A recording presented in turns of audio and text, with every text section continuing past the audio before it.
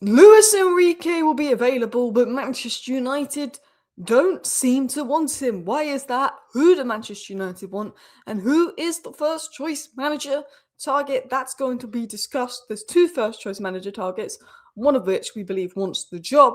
We're going to talk about transfer news, more links to Yan Diamonde, more links to left wingers. Other than midfield, we know that United will be looking at left wingers in the market. Talking of left wingers, Dorgu had a very good game there under Michael Carrick in the derby, and some interesting information has come out on Dorgu. Obviously, Amrin made some not particularly nice comments about Dorgu back in November and how Dorgu's responded to that and worked hard. We're going to talk about Manuel Ugarte, Ajax making offers for Ugarte, Mainoo now set to stay, and Manchester United's number one transfer target has been revealed. So, hello, and welcome back to Alice Talks Football, and welcome back to your 10-minute Manchester United news, transfer news, and update roundup show, where I'm going to round up all the latest Manchester United news into a 10-minute video for you guys, so you're up to date. If you do enjoy today's video, feel free to hit that like button, and if you're new and want to stay up to date daily with Manchester United news, rounded up in 10 minutes, feel free to subscribe. Let's get into the news. United may turn down Enrique. Now, there's a guy that we want, and I'm going to talk about him in a second. But Alex Crook said this. I know there's been fresh talks of Enrique and Nagelsmann, but as I've said a couple of times, I think they prefer someone with Premier League experience. Alex Crook isn't the only person to say that. While Enrique and Nagelsmann have been linked, Manchester United want to bring in someone with Premier League experience to be the next manager. If I'm looking at Glasner and I'm looking at Enrique, Glasner has Premier League experience, but I'm definitely taking Enrique over Glasner. I like the idea of Prem experience, someone that knows the league, but if they're very experienced, even if it's not Prem experience, like an Enrique, then I see that as more valuable as an Iriola or a Glasner, who, yes, are experienced and have Prem experience, but they're not as good as an Enrique. Do you know what I mean? I wouldn't say no to Enrique because he's not got Prem experience. I think an Enrique, Ancelotti does have Prem experience. I think an Enrique, Ancelotti would be a really good manager type. I'm open to Nagelsmann. I have concerns about Nagelsmann's approaches fitting our squad, but again, I think Nagelsmann's a great manager. I think Prem experience is nice. It's a bonus, but I don't think I would turn down a world-class coach because he doesn't have Prem experience. I think Enrique is better than a lot of managers with Prem experience. I thought Thomas Frank would be very good at Tottenham. He's been atrocious. So it's just an example of that. Now, there is two managers that we want, and I think the first choice is probably De Zerbi. Roberto De Zerbi is emerging as the leading candidate to take on Man United's job and has previously discussed the position of the club's hierarchy. Now, he's doing a very good job at Marseille, he did a very good job at Brighton. The biggest red flag around De Zerbi is, could he create a toxic environment, a toxic atmosphere? That's obviously that question, but he's quite a manager that gets angry but can control those players. But if our players are mentally weak, it might not go well together, but that's on the players. That's not on the manager. That we need a fearless manager. I think De Zerbi's got a bit of that Roy Keane personality. He say how he is, and maybe some of our players aren't going to like that. But he's definitely a top coach, and I'd definitely be open to De Zerbi. I'd rather have Enrique than De Zerbi, but I'm not going to complain if United go for De Zerbi, and there's a feeling that he would want the job. De Zerbi and Tuchel are the top two contenders for the job because they've both got Premier League experience. So they are the top two contenders for the job.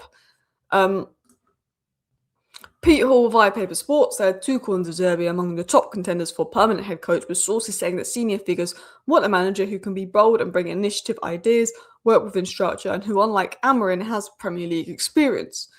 I think Premier League experience is good, but it's not. I don't think it's essential. But I think it's beneficial for sure. I think Amorim underestimated the Premier League. Like, we're looking at Gyökeres bowling out in the Portuguese league, shocking in the Prem. I think there is that big step up. So we need someone that's maybe managed at an elite level. I like Nagelsmann, going back to Nagelsmann, but he's going to have no time with the squad because of the World Cup. I don't actually want. I love Tuchel, but again, Tuchel will have no time with the squad. The downside of Tuchel and the downside of Nagelsmann is I feel like they will have no time with the squad. So if you get a De Zerbi or you get an Enrique, they're not at the World Cup, so they have a bit more time with the squad. My opinion on this situation is I'd love a Carlo Ancelotti, a big name manager. I would absolutely love that. Don't know if we're going to get that. If Michael Carrick does very, very well, you look at McKenna, because McKenna is a very easy transition from Carrick. He already knows the team. There's the World Cup. The new manager's not going to have loads of time to work with these guys in the summer. Maybe we look at McKenna. if it doesn't go great under Carrick and we know that we need a big name manager, we see what we can do with the likes of Enrique. I would go all out for Enrique, see if we can get him up. I would look at an Ancelotti. I would be patient for a Tuchel. That's my stance on it. I'm happy with a De Zerbi. I do not want a Glasner. I do not want an Iriola. The only smaller kind of manager I want would be a McKenna, purely because he already has experience with the club. He's better. I think he's better than other, Glasner, to be honest. And he's very similar to Michael Carrick. And if we wanted something similar to what Michael Carrick was doing, then I would pivot to a McKenna. Do you know what I mean? But I would rather be a big name manager. Because if Michael Carrick does really well and someone's like, we're going to now replace Michael Carrick with Glasner, you might as well keep Michael Carrick. I don't feel like Glasner's... I'm off Glasner now. But if Michael Carrick does really well, but you get Carlo Ancelotti, I'm like, look, Carrick's done a great job, but this is Carlo Ancelotti. Now, there's a feeling that Tuchel will reject Man United if we go for him. There's a feeling that, there's not that much confidence that Tuchel will say yes. He's rejected us in the past. There's a feeling he could reject us again.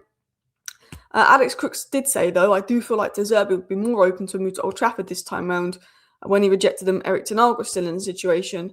There's a feeling that De Zerbi's now open to the Man United move. They're not sure about Tuchel.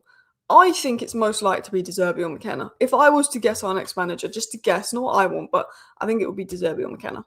If I was to guess. I don't think we'll get Unai Emery because he'll want too much power. Tuchel's in the World Cup. Nagelsmann's in the World Cup.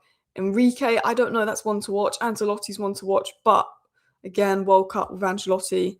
I feel like De Zerbi and McKenna look most realistic. Some people say you can't rule out Maresca, but I think he's playing for City, and I don't want Maresca. I don't want Iriola. I don't want Glasner. Continuing on into transfer news and stories. RB Leipzig insist they want to keep Yan Diamonde despite United sending scouts to follow him again. Tottenham are ready to do business now with an important financial proposal, but Leipzig want to keep the player in January and insist he won't leave.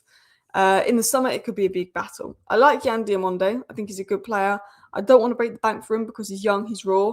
I'd rather bring in someone like Njai that's a bit more proven, that's a bit more ready now for the left wing spot. But Yan Diamonde in the left wing market is going to be one to watch. I think there's a lack of good wingers in football. So we'll keep an eye on that.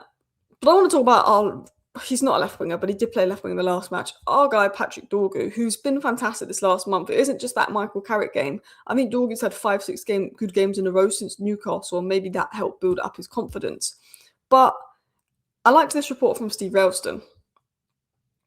Patrick Dorgu has shown strong mentality and resilience after Amrin's public criticisms in November. Amrin made comments like, basically, when Dorgu touches the ball or something like that. It was slandering how he gets pretty much scared when Dorgu touches the ball. Instead of sulking, Dorgu responded by working harder to prove a point to Amrin, which he has done. And look, Dorgu was a young kid. I don't think Dorgu was...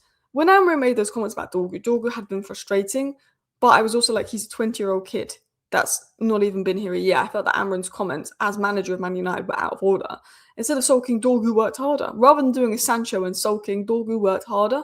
He did loads of extra training. He wanted to prove a point. He put some extra focus on his crossing. And look, he's now 21 and he's playing the last few games like he'd play for Denmark. Because we'd see Dorgu at Denmark. He'd be really good. We'd see him at Man United and I'd be like, why aren't you doing that? And I think obviously a big part of that is confidence. But he's had 5-6 really good games in a row for us where I feel like you can tell he's worked hard. And look, he's only just turned 21.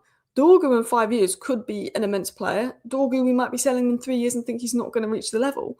People forget how young Dorgu is. People wanted him to come in last season and save us. He's not a saviour. He's a young guy. And I think when a young guy has the right technical attributes, the right physical attributes, and the right mental attributes, he could go to the top. And I think Dorgu could go to the top. He's not ready now, but he's showing good signs. He gives 100%. I love his attitude. Brilliant stuff. I like his response. Ajax made an inquiry over Agate, but at this stage, a deal was considered unlikely, but United have so far declined Ajax's proposal. We play a midfield free. We have 4 midfielders to fill that midfield free. You could say 5 with Mason Mount, but I think he'd rather be in the front three. We're going to have to keep a guy. I think we need another midfielder for depth.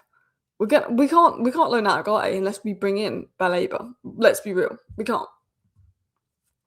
Talking of midfielders, Kobbie Mainoo is now expected to stay at United after instant trust by Carrick. Mainoo was considering a loan move to play on a regular basis and develop never a permanent exit from United. His contract situation will remain a key topic in the next months. I think with Carrick staying, we can get Mainoo on a new contract. I think if Amrin was I think Amram would have not made that happen. I think Carrick's going to make Mainoo an important player from now until the end of the season. I think we can get Mainoo to sign a new contract. I think Mainoo will be an important player in our future. Hopefully he signs a new contract. I think he will. He only wanted a loan deal. So I think Mainoo will sign a new contract at Man United. And look, I would love a Mainoo, Elliot Anderson, Bruno Fernandes midfield next season. I think that would be immense. That's only going to happen if we get Champions League football. But again, it has been revealed by The Athletic that our number one transfer target is Elliot Anderson. But Forest do not want to sell him. So it's not going to be easy. Thank you for watching today's 10-minute roundup. See you next time. Bye.